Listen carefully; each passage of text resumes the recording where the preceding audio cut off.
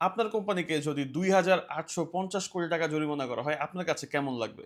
গতকাল রাতে টেমুকে European union প্রায় ২০০ মিলিয়ন ইউরো জরিমানা করেছে, যেটা বাংলাদেশী টাকায় অ্যারাউন্ড ২,৮৫০ কোটি টাকার মতো। যারা টেমু চিনেন না, টেমু হচ্ছে একটা চাইনিজ ই-কমার্স ওয়েবসাইট, আলি এক্সপ্রেসের মতোই, যেখান থেকে আপনি যেকোনো প্রোডাক্ট আপনি অর্ডার করতে পারবেন, আনিতে পারবেন। এবং ওয়েস্টার্ন অথবা ইউরোপিয়ান অনেক কনটেন্ট ক্রিয়েটর দেখবেন টেমু থেকে প্রোডাক্টটা নিয়ে সেগুলো রিভিউ করে।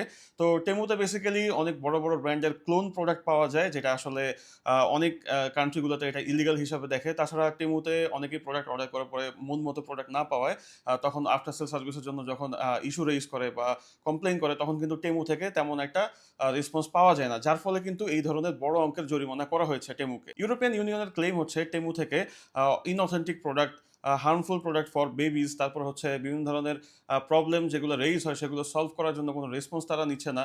তো সেইগুলোর জন্যই কিন্তু টেমুকে এই ধরনের বড় ধরনের জরিমানা করা হয়েছে। তো বাংলাদেশে যারা বিজনেস করছেন, স্পেশালি অনলাইন বেসড বিজনেস করছেন, তাদের কিন্তু এই নিউজ থেকে অনেক বড় ধরনের একটা শিক্ষা নেওয়া রয়েছে। আপনি যখন একটা প্রোডাক্ট সেল করেন, সেই প্রোডাক্টের দায়িত্ব কিন্তু আপনাকে নিতে হবে, এবং আপনার কাস্টমার যখন কোনো প্রোডাক্টের জন্য কোনো ইস্যু রেইজ করবে অথবা ক্লেম করবে, তখন কিন্তু আপনি সেটা অবশ্যই রেসপন্স করবেন, এবং সেই অনুযায়ী একটা সমাধান তাকে আপনি অবশ্যই দিবেন।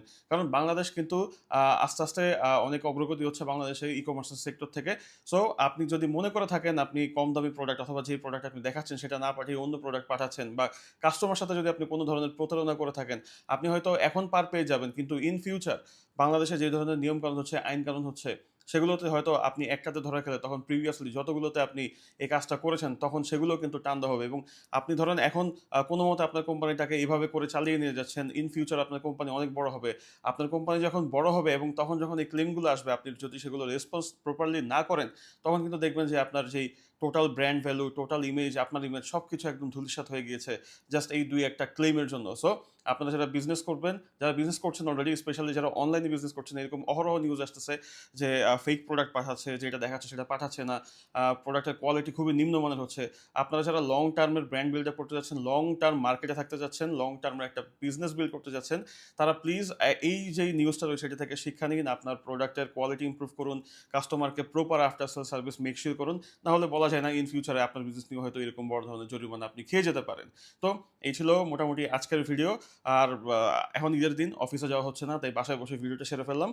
এই ধরনের ভিডিও প্রতিনিয়ত পেতে চাইলে ফলো দিয়ে রাখতে পারেন আমার এই প্রোফাইলে। আজকে বিদায়, আল্লাহ হাফেজ।